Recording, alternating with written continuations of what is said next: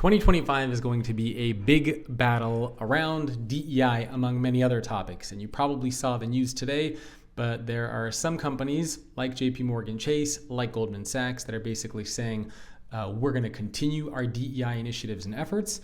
And then you have other organizations like Meta, like Ford, and several others out there, McDonald's, Walmart, that are backtracking on their DEI initiatives. And so we're going to see this really, I think, consistent battle between organizations that are saying we're going to keep going with it and other organizations that are going to backtrack from it. Did DEI go too far? Yes. I think in a lot of examples, DEI has gone way too far. Now, the challenge, though, is that a lot of organizations view and think about DEI programs differently.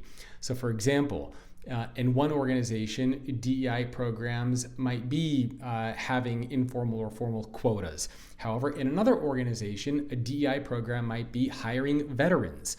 And so it's very hard to give a blanket statement around whether these programs are good or bad without knowing the specific details about how every single organization is approaching these specific programs. Now, in general, I'm a big believer hiring people based on merit, hiring people based on competence, hiring people based on even the potential that they might have. And so I don't believe in quotas. I don't believe in hiring people because of a certain gender or because of a certain race. I want to hire people because they're good at their job, they show potential, they have qualifications, they are indeed good or have the potential to be really good at what they do. I think of my dad. My dad was born in the Republic of Georgia, family from Morocco, from Iraq, from the Middle East. And one of the first jobs he had working in the United States, he was interviewing for an aerospace company. He's an aerospace engineer by trade, barely spoke English, last name Mamisashvili. He was given one of his first jobs in America because he showed potential. And so what ended up happening is that this executive at an aerospace company was interviewing people. And he was going through lots and lots of interviews. And finally, he got to my dad. He interviewed my dad. And he said, we'll get back to you.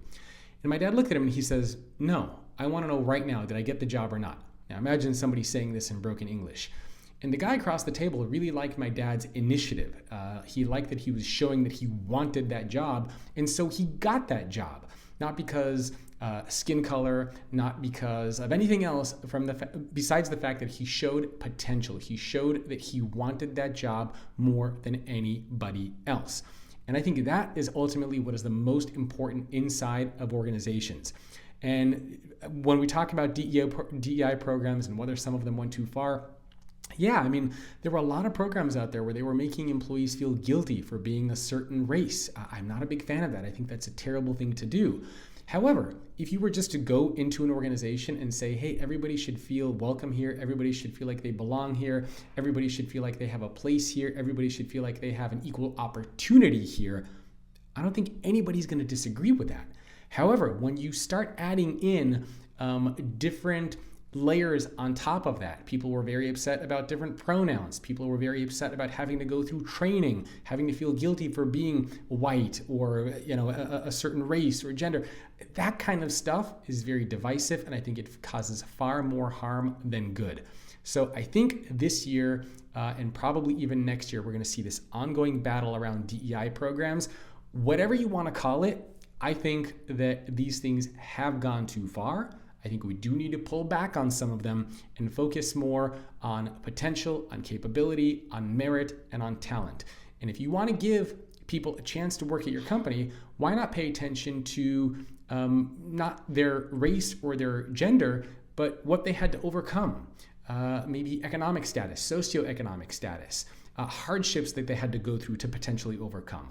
That's the criteria that I put my dad in. That's, I have a lot of family that went through that situation.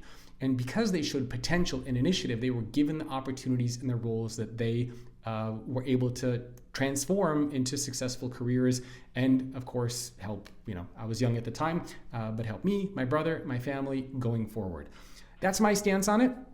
I'd love to hear your comments. Do you agree or disagree? Did we go too far with these DEI programs? What do you see happening in 2025 and beyond? Either way, I think this is going to be a very interesting space to be paying attention to. I'll see you soon.